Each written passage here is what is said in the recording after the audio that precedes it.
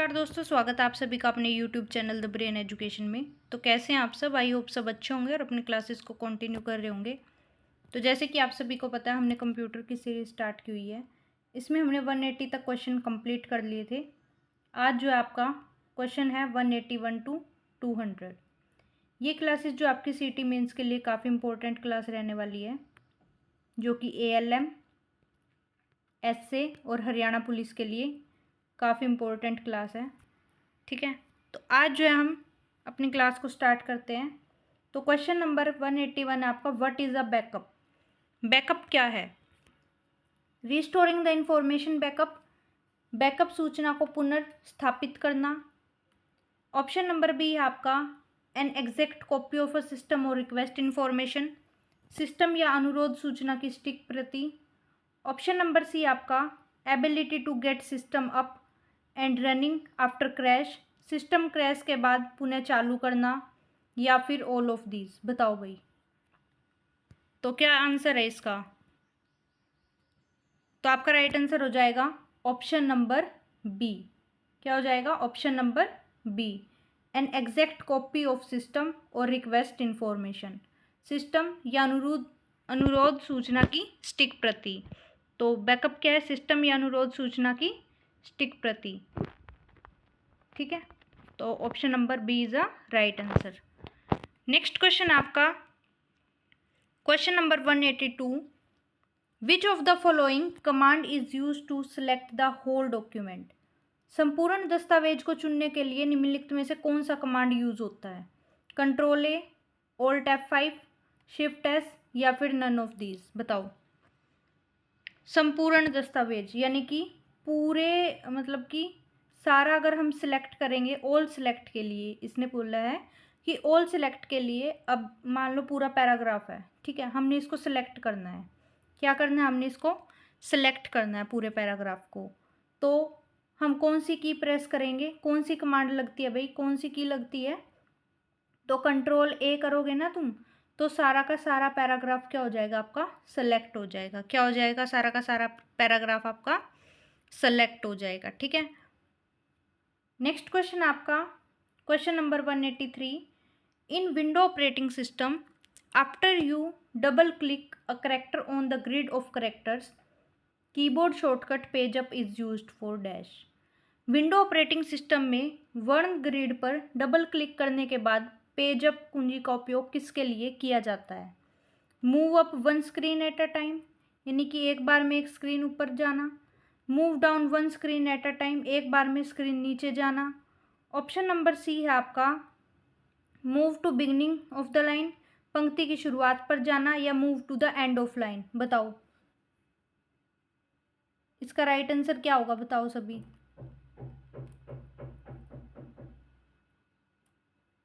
तो इसका right answer होगा भाई आपका option number A, move up one screen at a time, एक बार में एक स्क्रीन पर ऊपर जाना।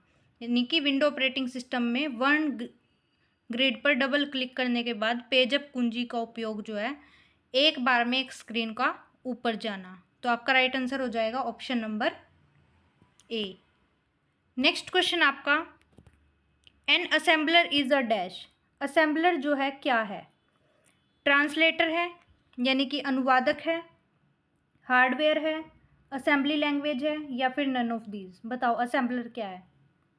तो असेंबलर जो है एक ट्रांसलेटर है। क्या है असेंबलर? एक ट्रांसलेटर है, अनुवादक है। ठीक है, ये चीज़ों को क्या करता है? ट्रांसलेट करता है। तो आपका राइट आंसर हो जाएगा option number A. Next question है भाई आपका, question number 185, which of the following would most likely not be a symptom of a virus? निम्नलिखित में से कौन सा वायरस का लक्षण नहीं है? Existing program file and icon disappear, मौजूदा प्रोग्राम फाइल और आइकन गायब हो जाना। ऑप्शन नंबर बी है the CD-ROM stop function, CD-ROM का काम करना बंद कर देना। ऑप्शन नंबर सी है web browser open to unusual home page, web browser अजीब पेज खोले। ऑप्शन नंबर डी है ओड मैसेज और images displayed on screen, screen पर अजीब संदेश दिखना। बताओ कौन सा वायरस का लक्षण नहीं है? वायरस का लक्षण कौन सा नहीं है? तो कौन सा नहीं है भाई? आपका ऑप्शन नंबर बी। CD रोम स्टॉप फंक्शनिंग, CD रोम काम करना बंद कर दे, ये जो है वायरस का एक लक्षण नहीं है, मतलब अगर ये हो तो वायरस नहीं होता, ठीक है फ़ोन। तो आपका राइट आंसर हो जाएगा ऑप्शन नंबर बी। अगर ये सब चीज़ें हो, मौजूदा प्रोग्राम फाइल और आइकन का गायब हो जाना, तो ये वायरस के लक्षण होते हैं, ठीक है। स्क्रीन पर अजीब से संदेश दिखना या फिर वेब ब्राउज़र अजीब पेज खोल ले, तो ये सब वायरस के लक्षण हैं। और तो आपका राइट आंसर हो जाएगा option number B. Next question है भाई आपका, in Excel in a worksheet you can select. Excel की वर्कशीट में आप क्या चुन सकते हैं? द एंटायर वर्कशीट, पूरी वर्कशीट, रोज, पंक्तियाँ, कॉलम या फिर ऑल ऑफ द अबव। बताओ बताओ एक्सेल की वर्कशीट में क्या कुछ चुन सकते हैं? एंटायर वर्कशीट, रोज, कॉलम या ऑल ऑफ दीज। तो आपका राइट आंसर हो जाएगा भाई ऑल ऑफ दीज। रो भी, कॉलम भी और पूरी वर्कशीट भी तुम सिलेक्ट कर सकते हो। तो क्या आंसर होगा आपका? Right answer option number D. Next question है, in Excel which of the following special function key allow the content in a cell. Excel में निम्नलिखित में से कौन सी कुंजी सेल की सामग्री स्वीकार करती है? एस्केप की, शिफ्ट, रिटर्न या फिर टैब। बताओ निम्नलिखित में से कौन सी कुंजी सेल की सामग्री स्वीकार करती है? तो कौन सी करती है भाई? रिटर्न। कौन सी करती है? रिटर्न। तो आपका राइट आंसर हो जाएगा option number C. Next question आपका, बग इज डैश। बग क्या है? To find error in any software testing, software परीक्षण में त्रुटि खोजने के लिए। ऑप्शन नंबर बी है to find error in any software code, code में त्रुटि खोजने के लिए। ऑप्शन नंबर सी है logical error of any program, किसी प्रोग्राम की तार्किक त्रुटि, या फिर both A and B. Bug क्या है? तो बग जो है एक लॉजिकल एरर है। क्या है ये? बग जो है एक लॉजिकल एरर है प्रोग्राम का। तो आपका राइट आंसर हो जाएगा option number C. Next question आपका भाई, a collection of interrelated files in a dash. A collection of interrelated files in a computer is a dash. File manager, field, record, ये database. Computer में परस्पर संबंधित फाइलों का संग्रह क्या कहलाता है? फाइल प्रबंधक, अक्षेत्र, अभिलेख या फिर डेटाबेस। बताओ तो क्या कहलाता है भाई? तो ये कहलाता है आपका डेटाबेस। क्या कहलाता है?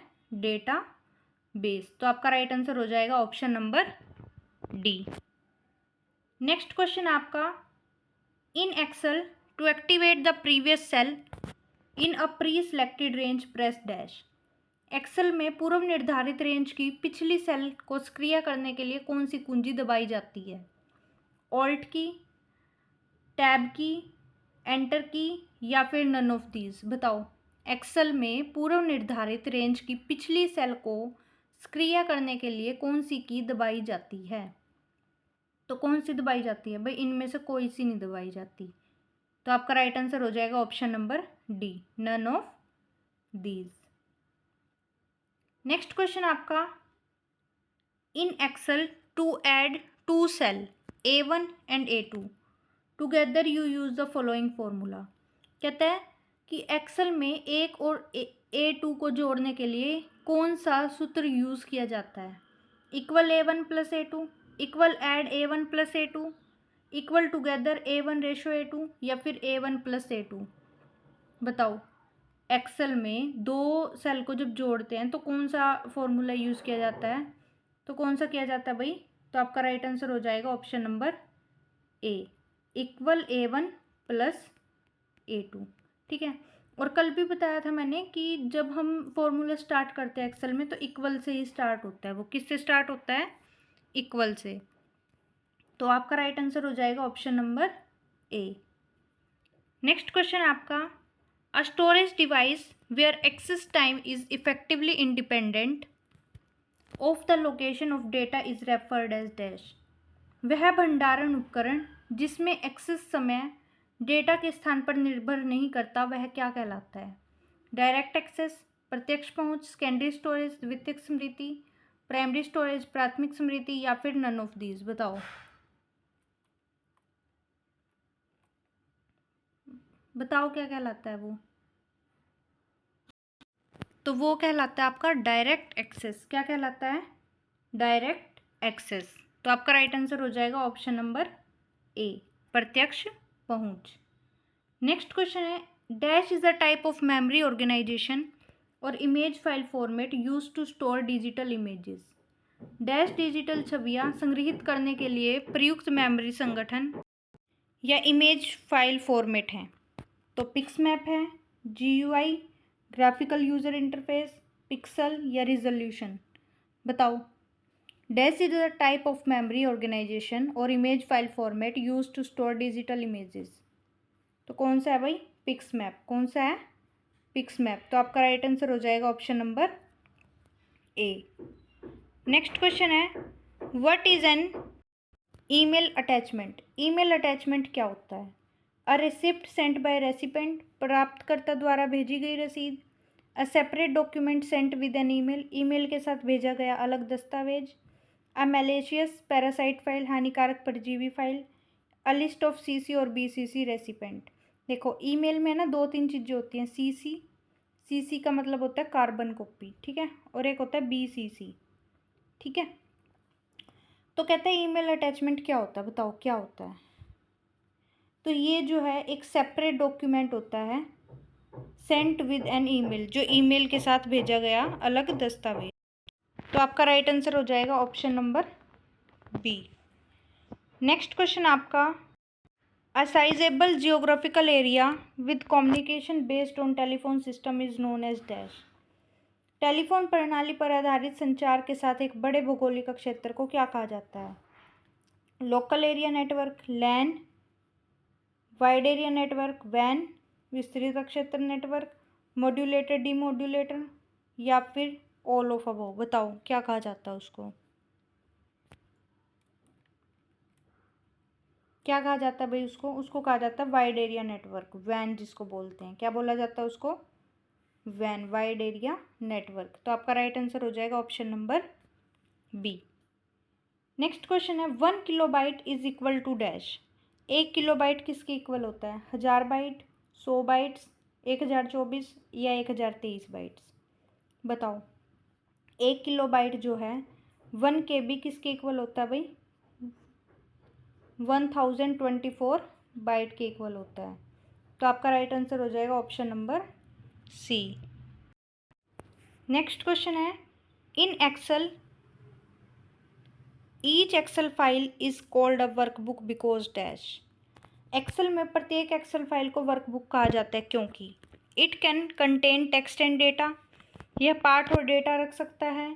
इट कैन बी मॉडिफाइड, इसे संशोधित किया जा सकता है। It can contain many sheets, इसमें कई शीट्स हो सकती हैं, या फिर ऑल ऑफ अबव? बताओ।